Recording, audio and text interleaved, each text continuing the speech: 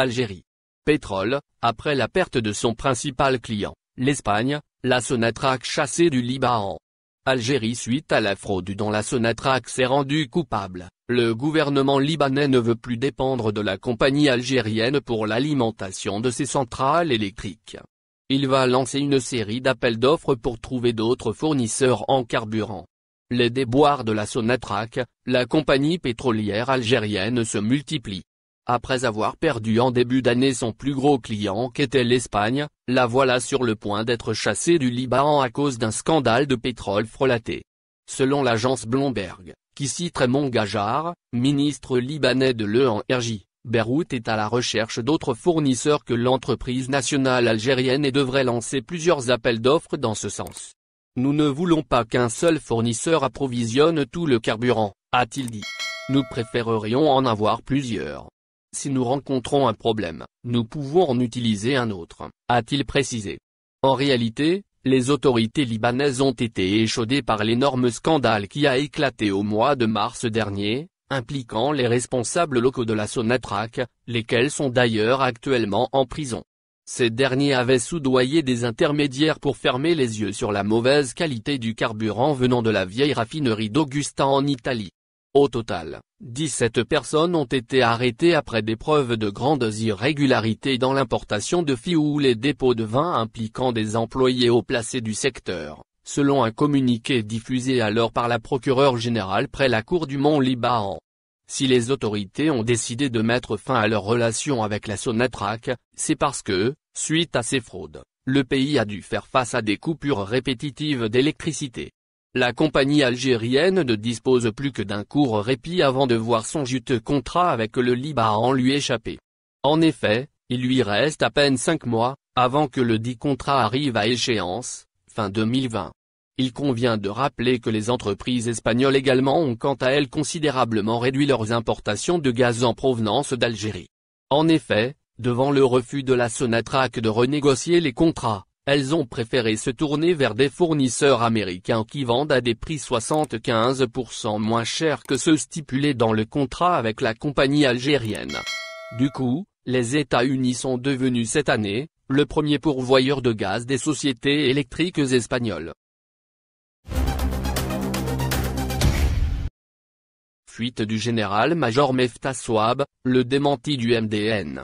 Le ministère de la Défense nationale a réagi mercredi aux rumeurs sur les réseaux sociaux, faisant état de la fuite à l'étranger de l'ancien commandant de la 2e région militaire, le général-major Meftah Souab, pour échapper à des poursuites judiciaires dont il serait l'objet. Certains individus qui s'adonnent à la désinformation et à la diffamation, ont diffusé des informations mensongères conçues dans leur imaginaire prétendant que le général-major Meftah Souab, ancien commandant de la 2e région militaire, était en fuite dans l'un des pays européens et qu'il fait l'objet de poursuites judiciaires en Algérie, écrit le MDN dans un communiqué. Le ministère de la Défense nationale dément catégoriquement ces allégations véhiculées par ces pseudo-journalistes, eux-mêmes poursuivis par la justice algérienne et en état de fuite à l'étranger, qui s'adonnent aux pratiques du chantage et de la désinformation pour induire en erreur et orienter l'opinion publique servant leurs objectifs malsains. Ajoute la même source. Le ministère de la Défense nationale tient à souligner que le général-major Meftah Souab a bénéficié d'une prise en charge par les services de la santé et du social du ministère de la Défense nationale, pour des soins médicaux au niveau de l'un des hôpitaux d'un pays européen depuis février 2020, et qu'il n'a jamais quitté cet hôpital pour des soins dans un autre pays jusqu'à son retour en Algérie, hier 4 août 2020. Après que ses médecins traitants lui ont préconisé de poursuivre son traitement à l'hôpital central de l'armée Mohamed Seguir Nekash à Ain Hadja. Explique encore le MDN qui, par ailleurs, condamne fermement ces pratiques pernicieuses, prendra les mesures juridiques adéquates pour poursuivre ces individus en justice.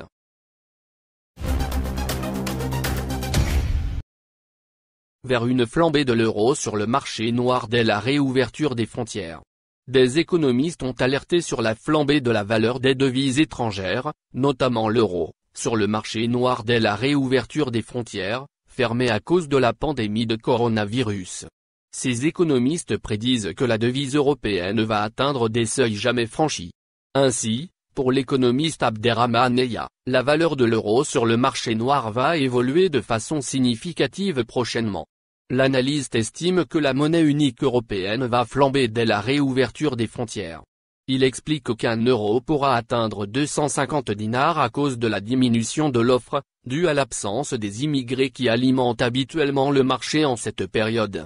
L'enseignant d'économie à l'université de Tiare ajoute que la possibilité qu'un vaccin soit trouvé contre la Covid-19 est un autre élément qui plaide pour la flambée de l'euro.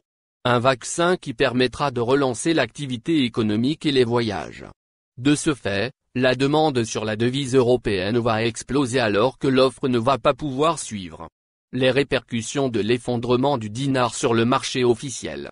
Par ailleurs, l'effondrement du dinar devant l'euro dans les transactions officielles va impacter le marché noir. En effet, même si le marché noir répond à un phénomène chaotique peu maîtrisable, la faiblesse du dinar sur le marché officiel entraîne inéluctablement sa chute sur le marché noir, en cette conjoncture où la valeur de la monnaie nationale est le reflet de l'économie du pays. L'économiste Mama Bouziane a affirmé, dans une précédente analyse, que la dévaluation du dinar sur le marché officiel impacterait considérablement le marché noir dès la reprise des activités économiques. Il indique que le marché noir d'échange est un véritable sanctuaire pour de nombreux groupes actifs de la société. Selon lui, la valeur annuelle des devises fortes sortant des frontières n'est pas inférieure à 8 milliards d'euros.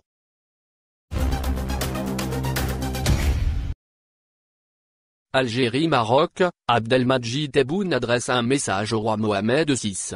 Le chef de l'État algérien, Abdelmadjid Tebboune, a adressé un message au roi du Maroc, Mohamed VI.